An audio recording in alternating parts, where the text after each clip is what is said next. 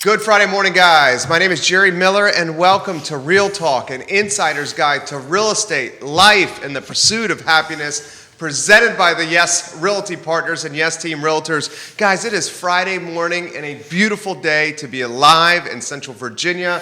We have our very, very, very good friend as the guest host for, unfortunately, the last time for a little while. And I sincerely and genuinely mean what I just said. I very much enjoy this guy's perspective, his zest for life, his mischievous nature, which I also embody. I enjoy his mischievous nature. And I think without further ado, let's welcome him, Quinton Beckham, to the show. I'd say you have a mischievous nature. Yeah, I don't know. I think I'm pretty low-key. Come on, should we ask Elena and Bert that question? Oh, they're not awake yet. No, they're not awake yet. They're restaurateurs. I'm teasing. How are you, and happy birthday? I'm doing really good. Birthday. This is such a different birthday than a year ago. Put that in perspective. You know, this time last year, we were really shut down. Like, people were sitting at home, staying at home. We were watching numbers and craving a vaccine and getting aid out to people, and people that had to sell homes because they had lost jobs, and it was a whole different world. And it's just curious to me, like, we're coming out of this now. It's curious to see the things that are changing. Are they going back to where they were? Are they going to something new? And some of the stuff that hasn't changed yet. And so that's a really interesting thing. And Tuesday's show, what I really enjoyed about Tuesday's show, other than the fact that those are just two lovely women that are great examples of people just taking the reins of their life and choosing what they want to do for themselves and going for it. One of the things that sort of leads to today, as we talk about jobs report and how people are working, is you've got some good examples of people that are not in traditional jobs. They're found their own way to make money for their own goals while still doing things they enjoy and out there in a world that doesn't really have a ton of traditional jobs that people might want to go into. Quinton Beckham, you get more comfortable in this setting the more you do it. You're very, very good as a broadcaster. I want to emphasize that. Neil Williamson has given you some love. Carol Thorpe, Johnny Ornalis. Neil, we love you. On the show, I believe you're coming on next week from the Free Enterprise Forum. If you want to wish Quinton Beckham a happy birthday, put it in the feed. I will relay it on air. I see your Keller Williams team is doing that. Did they do anything tricky to celebrate El Presidente's birthday, excuse me? Nothing tricky yet, but let's not give them ideas. We don't have to promote this. Yeah. We can do something tricky for QB. All right, my friend, where do you want to start? Do we want to reflect on then and now to begin with? I am sort of curious about the then and now. You know, we're going through the process of reopening the association. We're going through the process of reopening the brokerage, closing companies, property management companies, and it's an interesting process as we come out. I think that a lot of things feed into this, and this attachment to jobs and wages is going to affect the housing market. So you look at how unemployment rates have happened, and yes, we've gained back a lot, but we're not back. You still have the demographic difference between who's back more and who's not back quite so much. And all of these folks sit in a price point where we have a hard time finding them a house. And I'm curious, because as you go through and you look at the ways people are employed and the goals that they have, home ownership still being 90% of, forgive me, the millennial generation, you know how I hate that label. That generation, 90% of them want a home. Many of them are now deciding what kind of job do they want to have? Is it even in the same industry? And how do they want to work?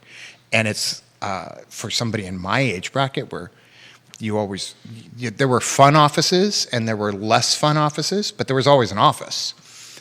And now even that is sort of up in the air for a great many people. Would you say the lack of better phrase, the millennial demo, seems to have their pick from a job standpoint right now?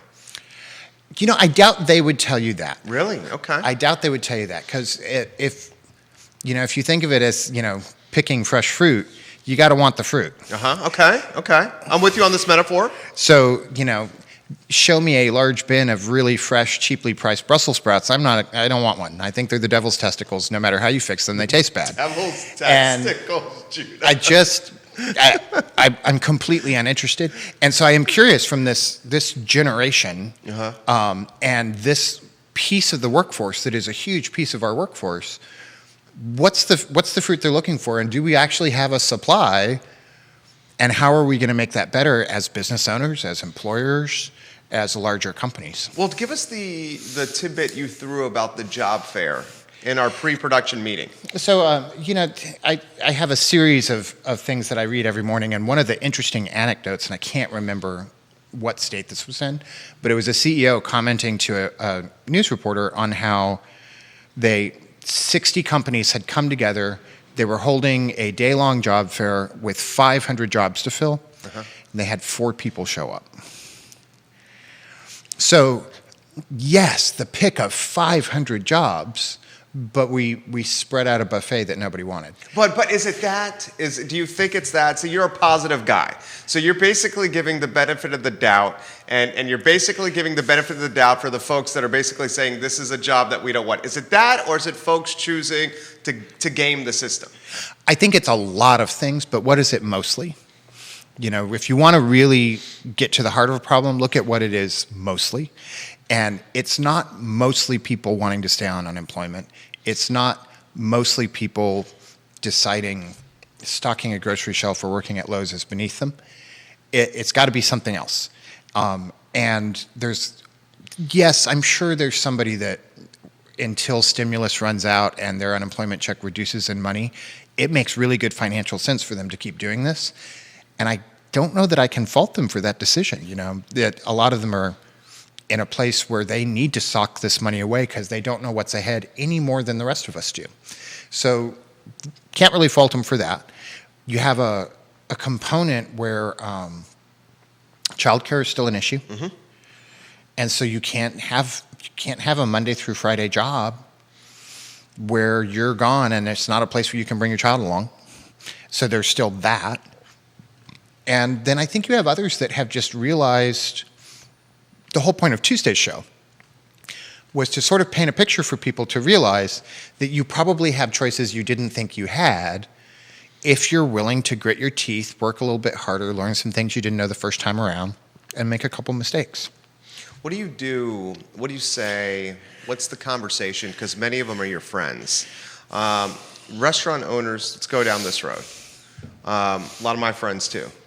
They cannot hire at the clip they need to hire to run the restaurants the way they did before COVID. And maybe the key words there is before COVID. Is the mindset now changing for the restaurant owner to figure out how to run a more lean, less populated staff? I think a couple things happened at once. One, today is the 4th. We were expecting at least all business owners, small businesses especially, we were expecting a whole nother week before all the restrictions were lifted. And so that came faster. Also, if you look at the economic reports that are out in the jobs report today, the amount of consumerism that just appeared out of thin air is something nobody was ready for. Consumer, he means people spending money. Yeah. Yeah, disposable income. But we anticipated that, right? I don't think, we anticipated the steady acceleration. We didn't anticipate the jet at full speed. And so a lot of the service industry businesses, a lot of businesses for goods that you're actually in-person shopping got pounded, and they were still ramping up. Right. And so they were doing their best. I mean, no fault. They've been doing their best. Their timeline got cut shorter than they thought they had. We all knew the jobs market hiring people was tough anyway. And then they got slammed. And so I do know some of the restaurants that I've been out since we've reopened, they're fully open.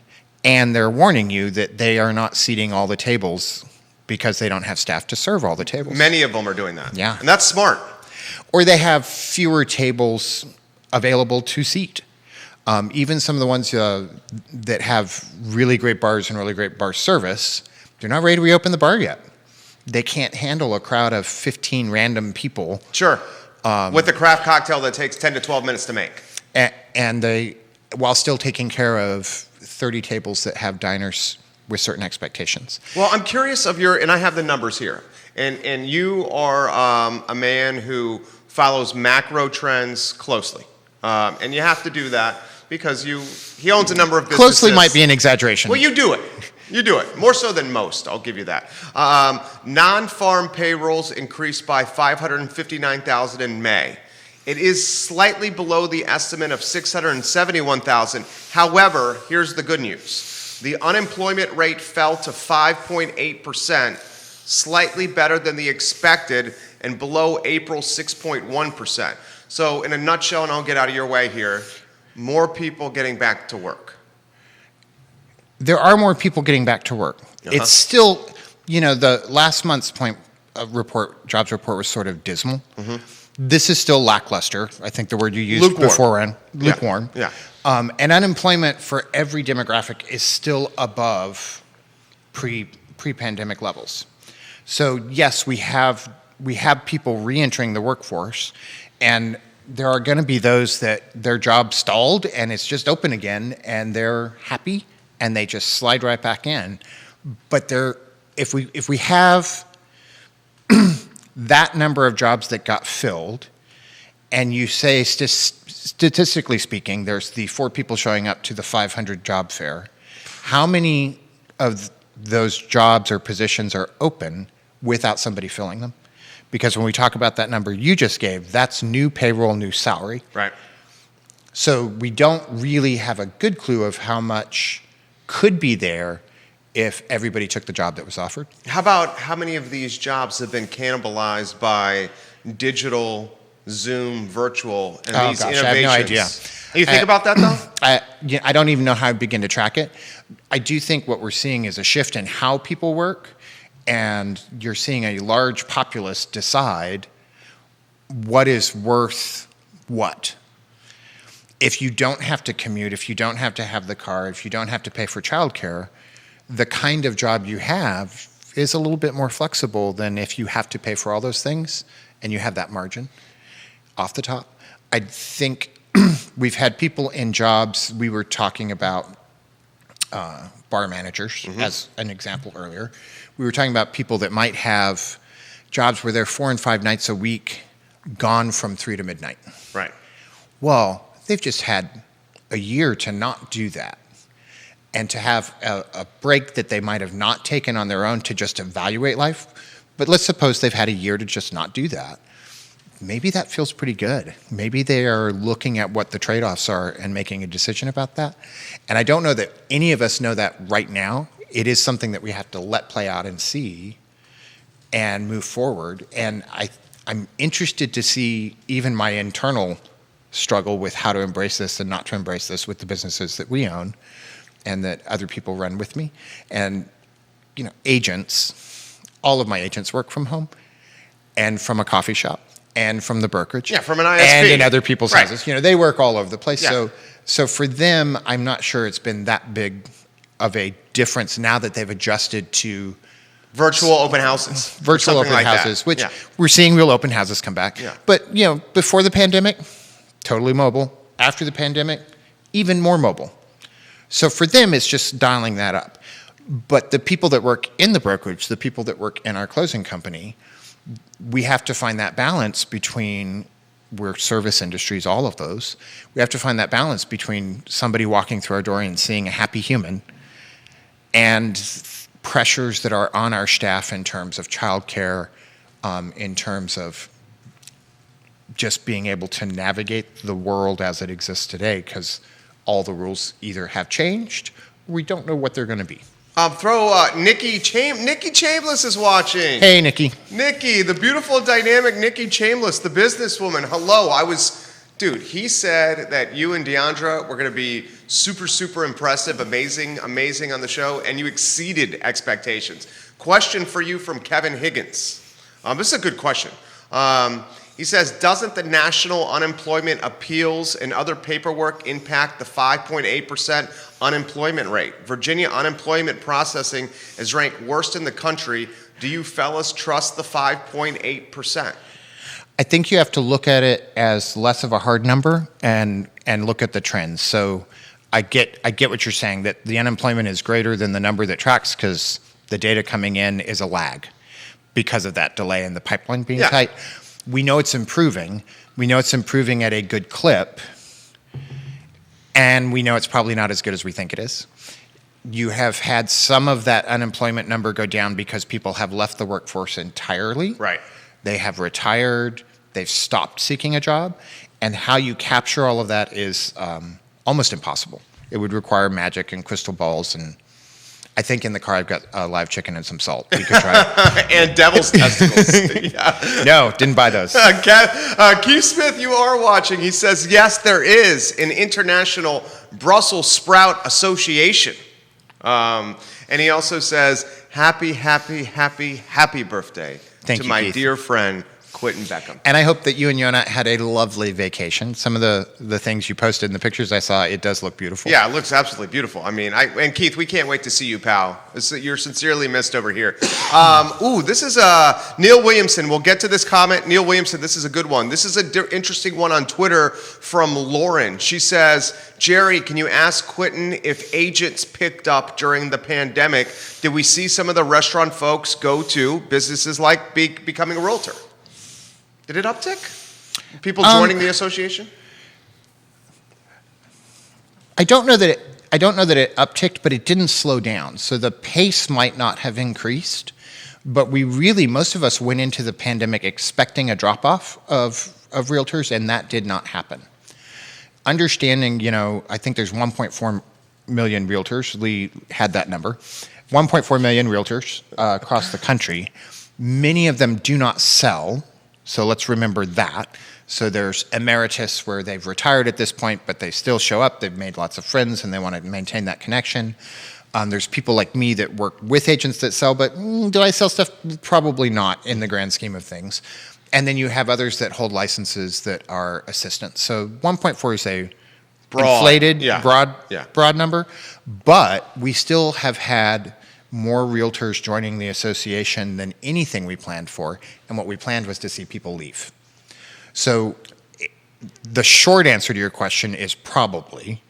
The real answer is I don't know where they all came from, but we continued to see a growth in the number of licensed agents. Because that's a profession that you can make a very strong argument was one of the best suited or prepared or had a foundation in place to manage COVID. Now, I remember in the beginning of the pandemic, we were all freaking the heck out, but you guys figured it out really quickly. So I think we always had we've always had the professional track to manage virtual closings, virtual tours, virtual meetings, virtual showings. What we had to learn as we went was how to do it safely for all the clients involved. If you were a family and you had, let's suppose, a medically fragile child, how people saw your house in person, because at some point, you might have 100 people interested, they get details on the house, it goes down to 80, you let everybody see a virtual tour, it drops down to 30, you have 10 of those drop out because they feel like they can't compete. 20 people still need to see the house to know how much they want to fight for it. And so I do think we had to spend some time really combing through guidelines, training, learning, and then making that work for how you let people into houses, how many people could show up, could you bring your whole family, can the seller open all the doors for us so we don't have to touch everything? Sure. Items that we could do to make that process work. Neil Williamson, Free Enterprise Forum, Quinton, deep in the jobs report weeds. Quote, roughly 16.6% of working Americans telecommuted through May because of the pandemic. That's below the 18.3% who did so in April. That stat basically shows people are going back and working in an office.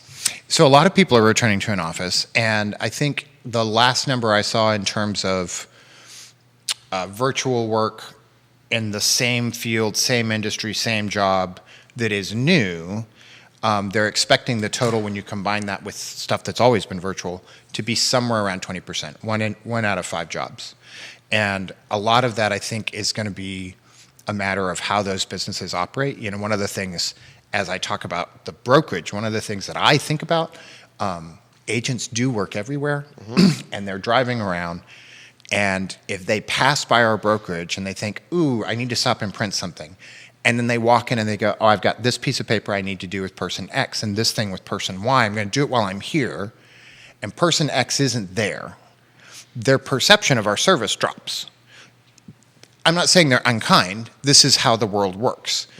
When you walk up to the fast food, if you have a car where you have to get gas, and you walk into the mini mart and there's a line 8 people deep, you kind of sigh. Yeah. Because you want to do it before that pump handle clicks. Sure. And so I think as business owners and consumers, we're having to balance all of that stuff to make all of this work. And I don't know that we've all figured it out yet. What's the future of a real estate office? Is the future of the real estate office a tiny spot that you can go in and do some of that admin stuff like the printing and leave? I mean, because you don't need the space to linger anymore, do you? I don't think the future of a real estate office today is different than it was a year ago. Okay. I think it's closer. Oh. So the future of a real estate office has always been a smaller space, more shared spaces, more multi-use spaces, classrooms that can be drop spaces or meeting rooms, that sort of thing. And I just think moving virtually the way we have has just accelerated our path towards it. I think a lot of that is really dependent on balancing some of that technology and the consumer wants, just like I said. Apps are great, but when you click to have a question, if you have to wait even 6 or 8 hours to get an answer, most people, if they're really excited, are not going to wait that long. They're going to pick up the phone and start calling. And so the technology has to match that need for us to really embrace virtual at a way that gives the same consumer experience. Richard Abrusky? Yes.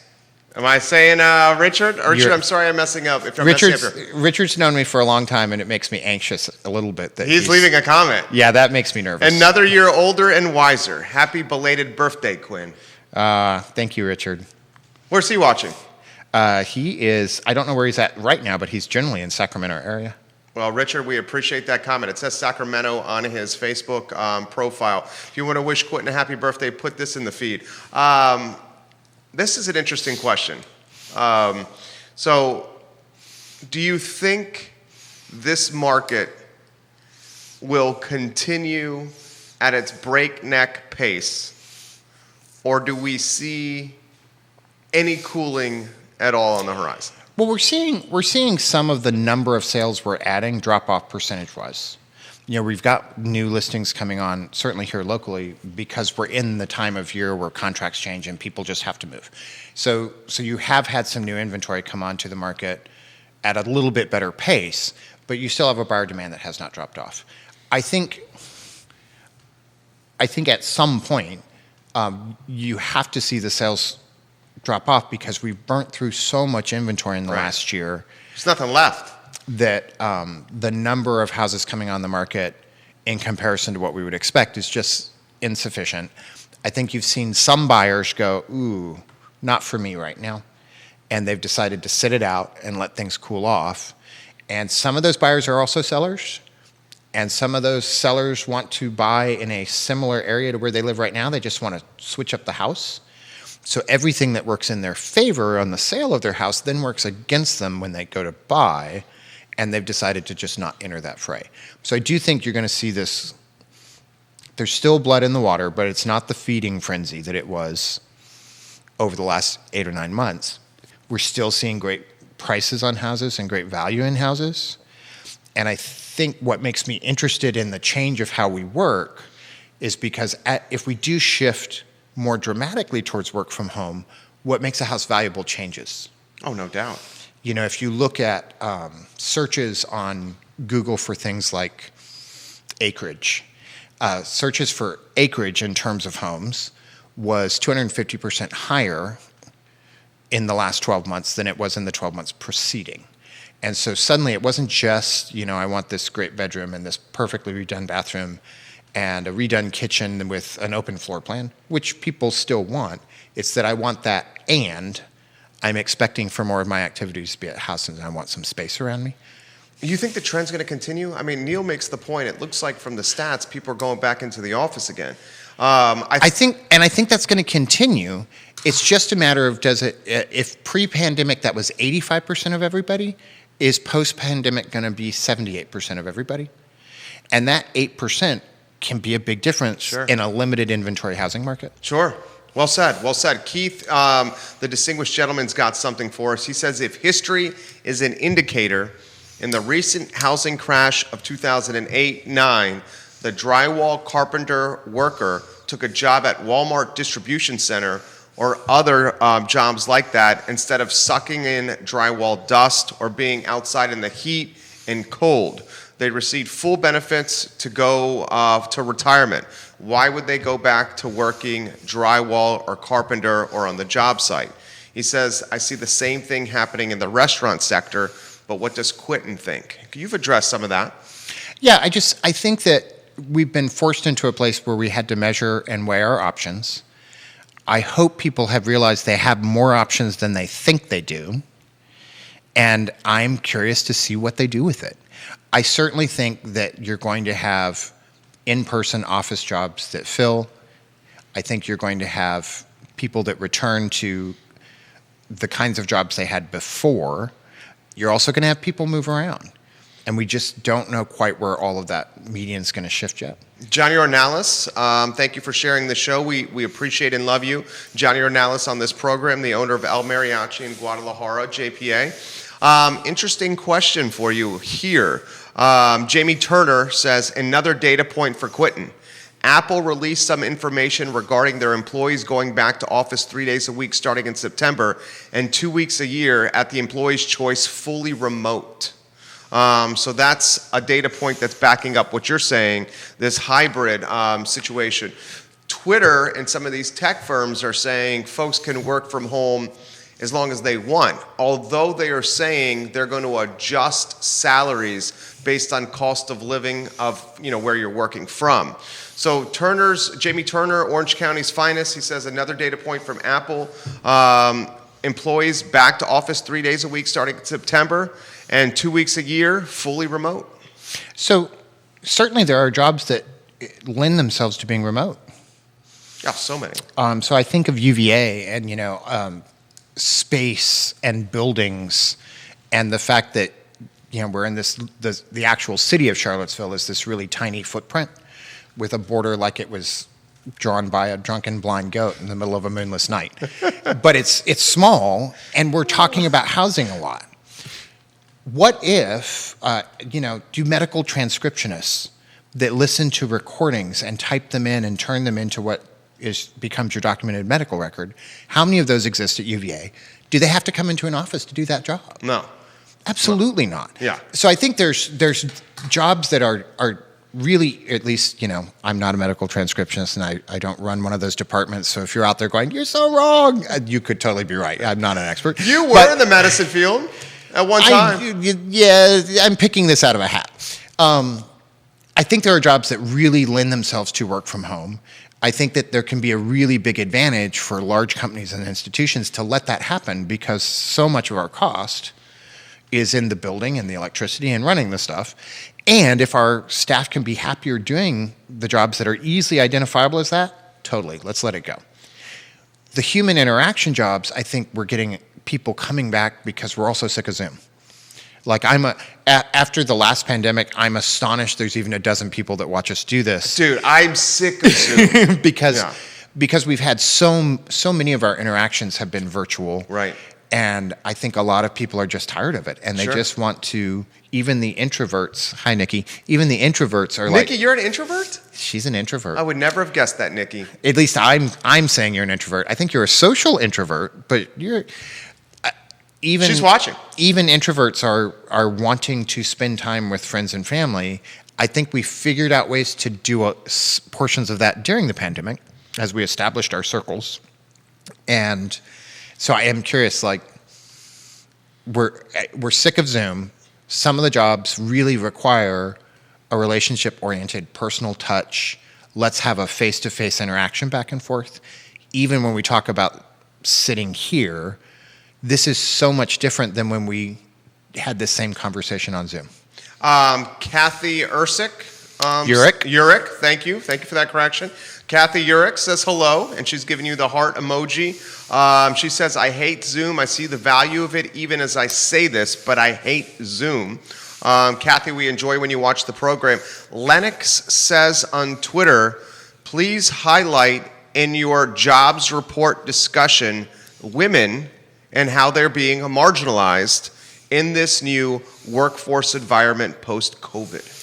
So interesting. Good point, Lennox. There's a great article from NPR that I saw out today. So you've got an additional 1 to 2 million women either choosing or unable to return to the workforce and more likely to stay in that position. So if you study differences in gender across employment experiences, women tend to make a choice and stick with it longer. Men tend to be flightier. It's not a big shock. Yeah. I mean, I embrace that. That's a perfect example of me. You know. And you. Oh my gosh, I'm going to play football. Oh, wait. Look. No, I'm going to build birdhouses. Right. And you have a lot of, when you look at small businesses that went out of business, there's a disproportionate number of them that were owned by women. You can guess at a lot of reasons for that, but there's a disproportionate number of them that were owned by women. Many of them have not returned. When childcare became an issue, typically it is women that stayed home. Right. Not always, it's not 100%. And I'm not saying it should be one way or the other. And when you have members of family that need caretaking, in the traditional family, the job falls to wives whether they want it to or not. So I think as we're moving through figuring all this out, we have that group. You have additional demographics if you want to talk about ethnicity. And if you look at the overall employment like pre-pandemic, the number one most employed group, the group with the lowest unemployment rate in white the demographics, male, right? Asians. Oh. Number 2, white. Number 3, Hispanic. Number 4, black. So if Asians were the most employed, had the lowest unemployment rate of any of those by demographics. race. Yes. Okay. Yes. Whereas pre-pandemic, the best we got the black unemployment rate down to was a little bit under 6%. So the best black unemployment rate pre-pandemic is the unemployment rate right now. We're saying, gosh, we're ready for this to be better. So all of those people, all of those groups take the hits harder and take longer to recover. And what I don't have sitting in front of me is how that plays out by gender. Certainly, if you look at who goes back to work the fastest, it's white males.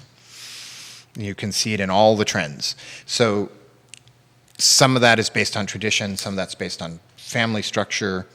But I think you're going to see a lot more women being forced into choices or looking around them and going, wait a second, screw all of this. I'm going to do this thing now because this works for me, and making it work. Jonathan says on LinkedIn, Jerry, can you ask your guests about the potential of showing up to work, sitting across or next to your boss, and what that could do for a promotional standpoint? That's one of the big conversations that we've seen going on. As this would apply, how many people rely on you? 100 plus, was it? Rely on me. How many are on the Quinton Beckham supply? I could have been kidnapped last night, and a lot of stuff is still going to be going on. In fact, I think I dodged it narrowly. But I think you almost got kidnapped last night? No, it's a joke. Okay, just teasing. I'm not worth anything. I'm not worth kidnapping. Nobody wants me. So, if you let's assume like the world goes back, and it's a traditional couple, man, wife, 2.5 kids. Childcare's still an issue. Who's probably going to stay home? I mean, I hate to say this, but it's probably going to be the wife. Yeah. I've never seen your wife here. Yeah. I love you dearly. She's at I'm home with sure our son. She's got to have the heart of a saint because I've spent time with you. She does. And she's watching. So let's suppose you were an employee here and Judah was the boss. Secretly, guys, Judah's really the power behind the throne. So that's true. So you and your wife both work for Judah. You have childcare. So the assumption in your household is that you're going to come here and sit in front of a mic while your boss observes you, and she's going to stay behind the scenes doing things on social media and electronic marketing. That's what she does.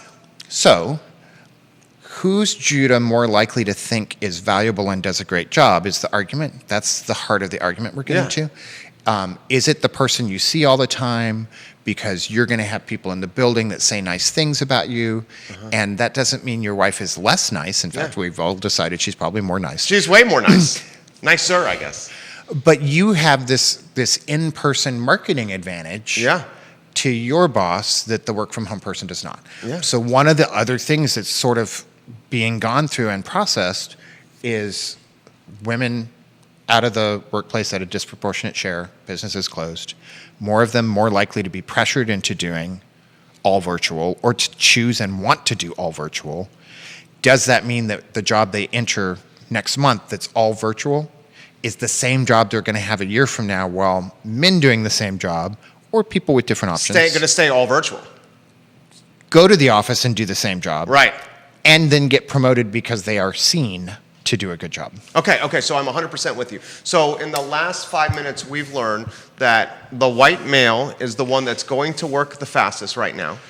And in the last few minutes, we've talked about and it's unfair and it's absolutely sexist, but a lot of the burden of childcare is falling on the shoulders of women, so they are not getting face-to-face in the office. So based on those two statistics or factoids, can we extrapolate that the impact, which is to be seen, that management, upper management, and C-suite is going to be even more dominated by the white male? God, I hope not.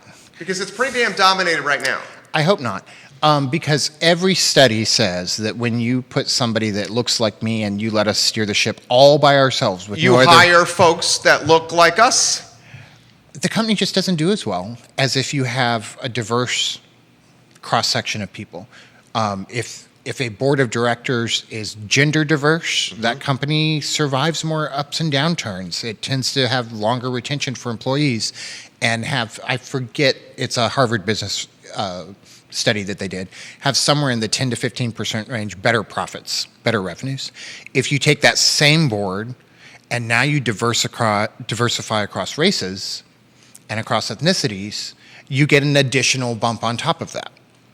And if you go through periods of recession, companies that enter recessions that are diverse when they enter it are more likely by about 3 times to still be surviving on this other side. These are larger companies we're talking about. Today, Quinton. These are larger companies, not small businesses, which small businesses like people that live paycheck to paycheck, when the economy downturns, they get the brunt of a lot of this. So I am hopeful as we move out that it brings to light some of these issues.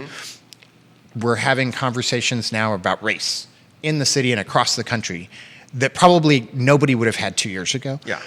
We are talking more about what it means to have children in childcare. What are schools going to look like, and where are they going to be, and do I have to commute my child, or does he have to get on a bus, and is there a virtual option, or am I virtually forced? These are things that impact how we work and how we live. How we work and how we live impacts the kind of houses we live in and what we build and what they cost. And so I feel like there's so many things up in the air, it is really hard to predict, and it's a really great opportunity for us to redesign our lives so that we're more equitable, that we're more inclusive, and that we're just more realistic about, your job and your income is important. But for most people, it's not number one. It's a means to something else. Yeah, that mindset is definitely changing. I remember growing up, my brother and I, my parents were entrepreneurs, my dad was a CPA, small CPA firm, 3-4 man shop, and he worked his tail off. Yeah. And he would tell us, you go to college, you work 60 to 70 hours a week until you're 65 or 70, and then you reap the fruits of your labor. And that mindset now, people don't want to do that now. Now it's much more about accumulating experiences as opposed to accumulating wealth. Does that make sense? It is, and I also think it's about understanding that wealth only goes so far for the vast majority of our country. Yeah. Well, what do you mean by that? I mean that I'm sure there are people whose entire mindset is to accumulate wealth without any other purpose than to accumulate wealth. They're, what's the duck that rolls around in the money? Scrooge McDuck? That's the one. And Spinning the gold coins? Yeah. So I'm sure, we have all sorts of people. Somebody's out there, and more power to them. Yeah, You're allowed we're to not do knocking that. them. Yeah. No, you're allowed to do that. That's not really how the vast majority of us think. I think being a broker is really hard, and I lay down some nights thinking, God, I did such a bad job today because I needed to help 6 agents, and I only got to 4. And then the minute I hung up with number 3, I realized I could have said something better to them, and so then I tried to call them back. But I want to be a broker because I get to watch and work with and help people like Nikki and Deandra and other Katie and folks that come to us needing and wanting things and helping their lives change and getting to be a part of that and observe it. I like the money I make. It's good money. But after a certain amount, it handles most of my needs. So I think we're reevaluating how all of that works. And I hope that we do a good job of embracing that. Because, again, every other study you read, after a certain level of income, your happiness does not increase. Right. Carol Thorpe says it's going to be out of sight, out of mind if people don't get back to work, and some do. Out of sight, out of mind. Well said, Carol. Katie Pearl is a Keller Williams agent, right? She's an amazing Keller Williams agent, yes. She says, what is so tough is that workplace culture expects men to be less engaged in helping with childcare. My husband is 100% my partner in raising our 4 children, but so much of the childcare during the day falls on me because his workplace would not be open to him sharing in that responsibility. Yeah. He would 100 love to share that responsibility with me, but it's just not an option for him. Yeah. What we've seen since before the pandemic and really accelerated in the pandemic is like culture shifts across a bunch of things. And now we're coming out of the pandemic, and although some things are going to move back towards where they came from, not everything is, and I'm really interested in the degree to which they do or do not. Your buddy Neil Williamson, Quinton, from the CNN Business Jobs Report coverage, the labor force participation rate was more or less flat in May at 61.6%, showing that the unemployment rate went down because people found jobs and not only because they dropped out of the workforce. Women accounted for most of the added jobs, with the number of female workers over the age of 20 growing by 381K. He also adds from, is it Axios? Construction employment, however, hasn't followed the housing market forward. The total number of jobs in construction fell in May by 20,000, though the decline was mostly in non-residential jobs. Neil Williamson. Yeah. And the labor participation rate is a great analog when we talk about unemployment. Some of our unemployment drop is because we have millions of people that were like, I'm done. I'm gonna do this other thing and sell my homemade clay figurines on the side of the road. On Etsy. The distinguished gentleman Keith Smith, please ask QB, the benevolent dictator, this question. Over the last 2 weeks, we had dozens of 20 to 30-somethings ask us this question. Should I buy a home in a super hot housing market? Of course, my answer is always, watch Real Talk for the answer. He wants to know, should a 20 or 30-year-old buy a home in a market that's sizzling hot, that's certainly weighted a little more toward the seller than the buyer? As a general rule, if you are not a homeowner, your life will improve by being a homeowner, regardless of what we're talking about.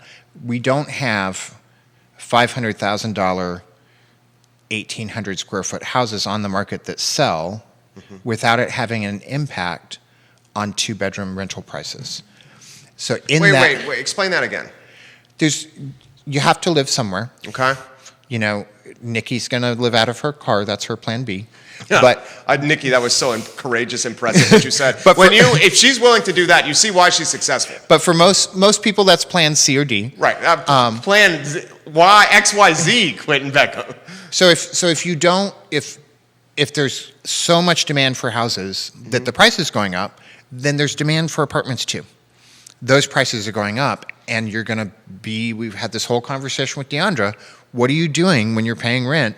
You're throwing money away. So we've talked about some of that. So as a general rule, if you are not a homeowner, moving into home ownership has a lot of opportunity to improve your life, your lifelong wealth, and your kids' ability to access education, your ability to deal with retirement or a severe medical issue.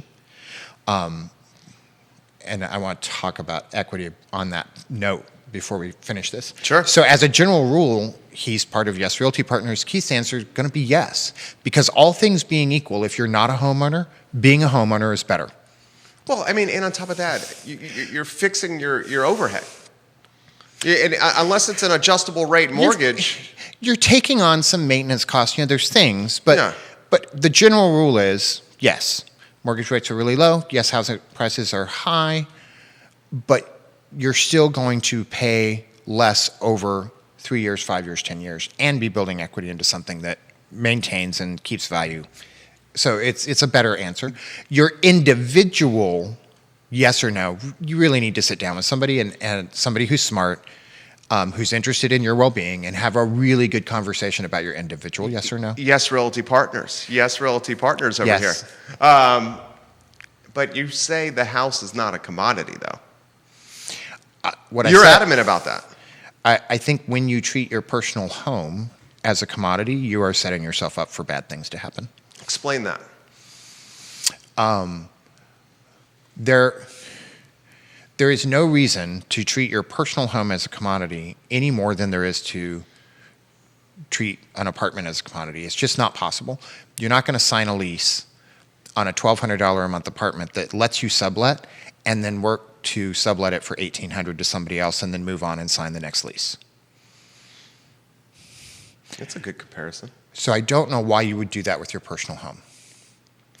So all of, when we talk about how that operates, to start thinking of your only home within which you live, raise children, park cars, keep your kayaks, mow the lawn, whatever it is you do, when you start treating that as something that you buy, sell, exposed to risk, all of those potential 5, 10, 15-year family style intergenerational changes and improvements, you put at risk. I just don't know why you would do that. That does not make sense. Equity in medicine? Equity in medicine, education, generational wealth. We're starting to have really good conversations about how Virginia's sort of like the center point on what does it mean to be black in this country? What does it mean to be black in Charlottesville or in the Commonwealth? And a lot of what it means is that your family's intrinsic wealth is significantly less than if you're a white person.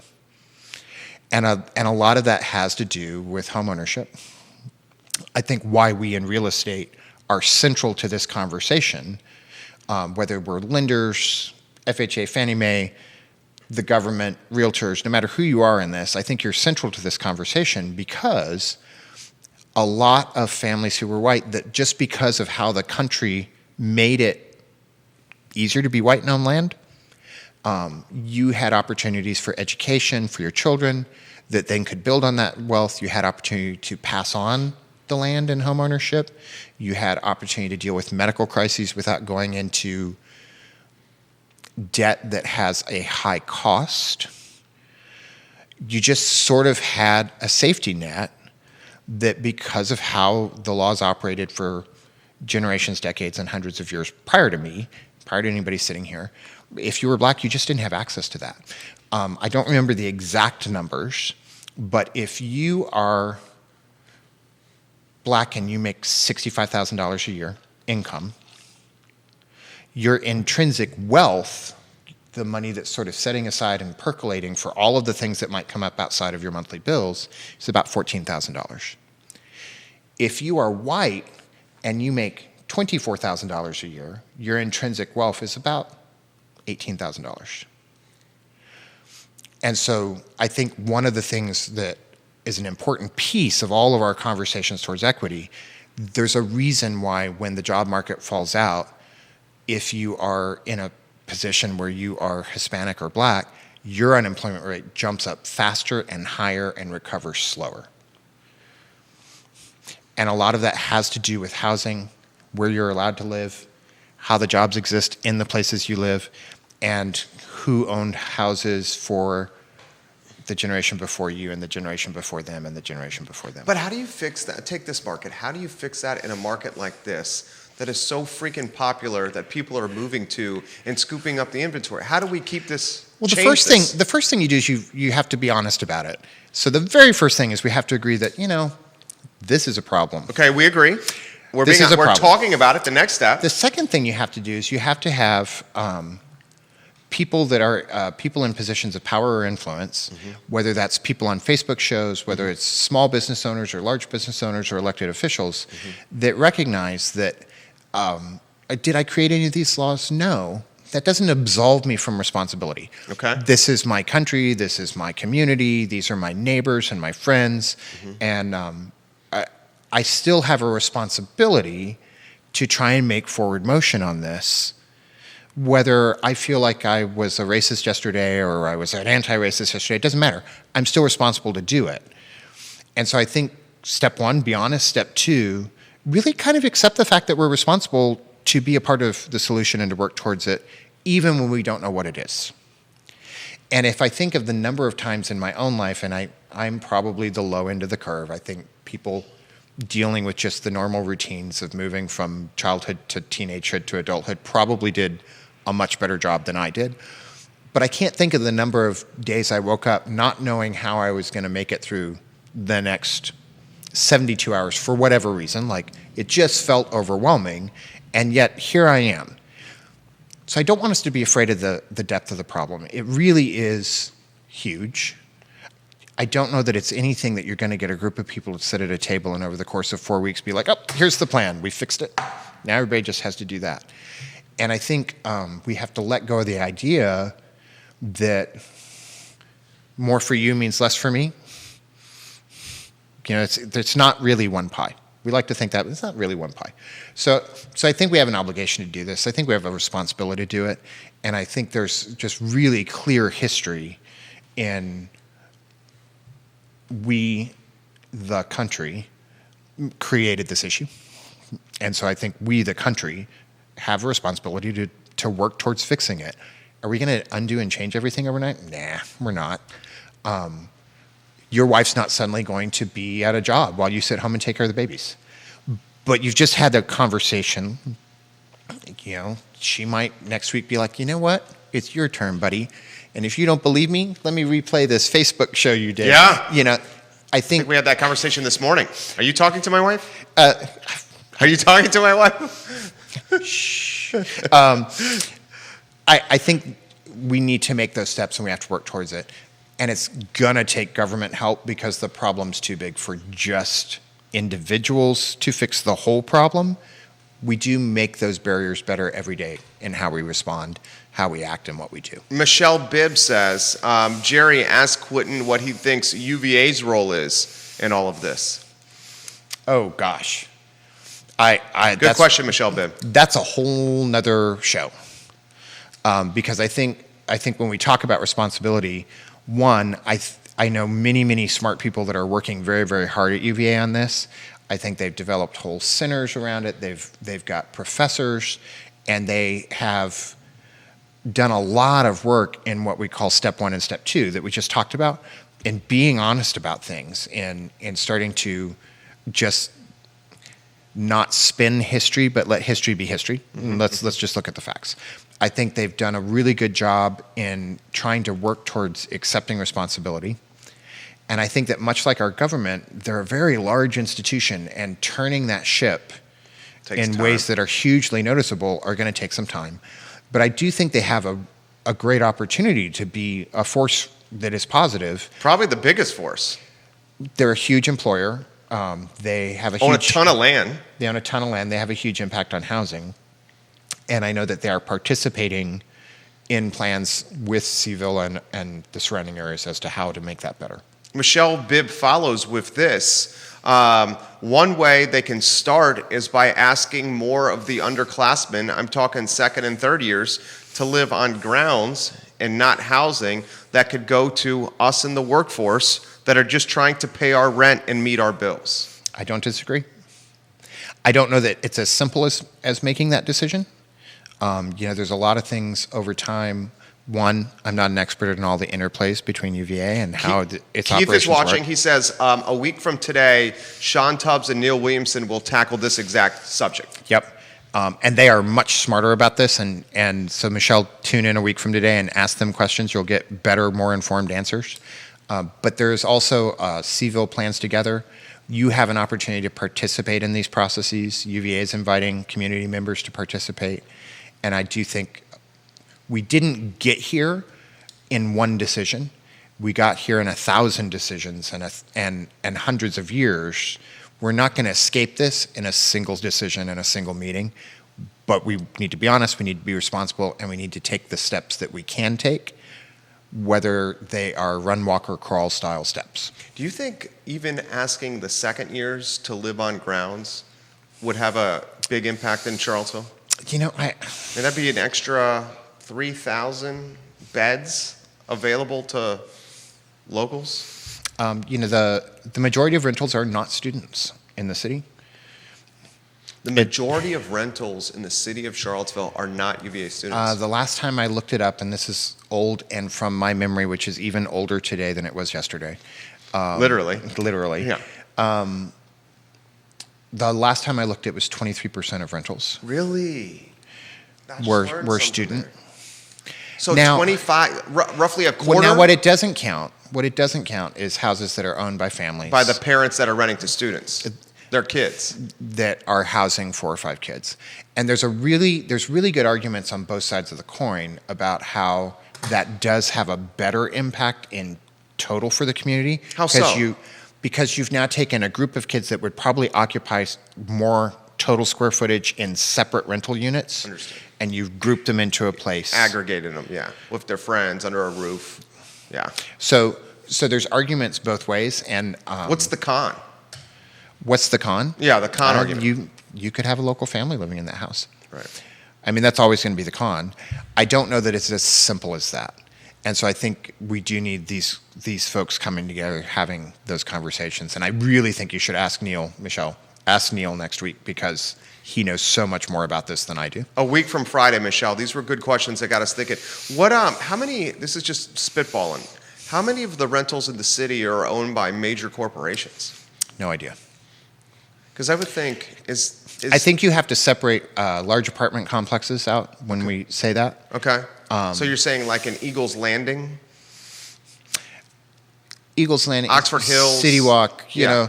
know, there's rental houses. There's Deandra and Nikki style landlords, and then there's corporations. Right. And what we saw in the housing crash is that a lot of rentals became owned by larger corporations. You know, it really because they had the burn rate. It shrunk the small landlord population. Yeah.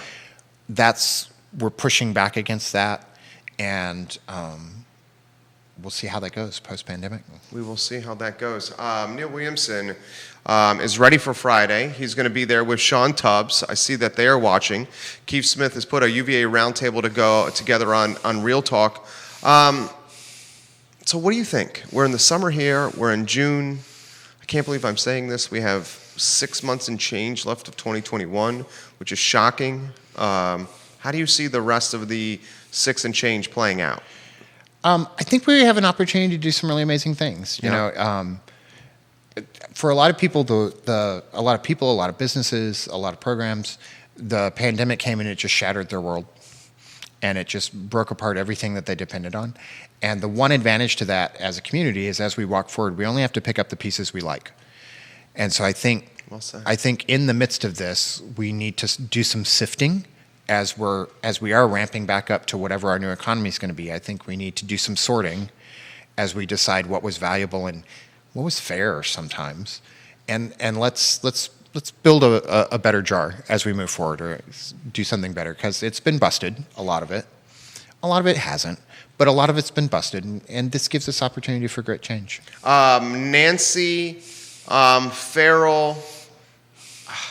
I'm sorry, Nancy, I'm going to mess up your last name. Nancy Farrell, she says, you talk about equity in housing. We got to figure out a way to keep gentrification from happening. You have vulnerable neighborhoods that are literally changing because the locals can't afford to pay their taxes. And then I see some of these homes trading for well over what they're worth. That is only going to cause our assessments to go up as well, and I live on a fixed income. I don't disagree. Again, I think the problem's larger than a single sentence. Part of why, if you talk to myself, if you talk to Rachel Burns, part of our love for AHIP is helping keep families in generational homes when they're on fixed incomes and they can't afford the upgrades and the repairs, or they can't install an air conditioning unit or a heat pump that cuts their electric bill in half. AHIP steps in and does a lot of that so that people can stay in the homes they stay in. And then there's other folks that they do get pushed out for one reason or another, and those reasons vary from taxes to personal crises to trees falling through roofs and an inability to repair it. Nancy follows with this. Jerry, could you ask Quinton how a home down the road selling for top dollar can impact our whole street? Oh gosh. No, I don't know, because it depends on the street, and It depends on the homes, and it depends on their similarities. We want home values to climb. We want them to climb at the same time inventory does. And so our mismatch here is not, the mismatch isn't just the home value. The bigger part of that equation is the inventory. And so we can talk about home values a lot, and it's not untrue. But until we start addressing inventory, we're going to be in a market where prices are not cheap. She follows. Thank you, Nancy. I live in the city of Charlottesville off Ridge, and every time one of these homes sells for top dollar, all of us that have been on Ridge for a long time cringe. I feel that. I totally feel that. Yeah. Because especially if you're on a fixed income, Yeah. Changes in taxes and changes in what goes on in your neighborhood can affect you. It's such a fine line, because you want, as you said, the home, which is most of us' top asset in our portfolio. A lot of folks' retirement is tied to eventually selling their home, right? And then enjoying the equity that they have. So you want the home to increase in value, but some of these prices are just astronomical. I think the prices are crazy. Yeah. I also think that whether we like it or not, we are subject to all the laws of supply and demand. Right. As anything else. Sure. Just look at gasoline. And I think we have to keep having these conversations, even though there's no simple solutions. Well, I enjoyed the conversations with you very much. Thank you. Weekend plans? It's the month of Quinton. It is the month of Quinton. So the weekend plans involve a lot of work that I need to get caught up, including some for a lovely lady, Lee Beaver, that lives here in Virginia. Okay. There's a gathering tonight. For you? For me and others. At the barn? That is correct. Yeah. There is. Is it weird that I knew that about you? You love the barn. It's easy to. I'm an easy read. Tomorrow we're having a picnic barbecue family outing for the entire brokerage, handing out production awards. Is this your fabulous assistant help coordinating this? Steven. Yeah, you said he kills it at this stuff. When you say help coordinating, what He we ran really everything? mean is he took care of it all. We got about 140 people, kids, whole families, agents coming. I'm really excited about that. Where's that? That is at a park here in town. Very nice. So outdoors, we were planning it during COVID. Sure. We're trying to make it more comfortable, but we're really looking forward to that. And then Sunday, I have a friend to see, and again, this work that I really need to get done. So Rachel Burns sighting tonight, huh? Yes. At the barn. Yes. Because it's not a party at the barn without Rachel there. She has a strong claim to that. She was she a bartender and server there at one time?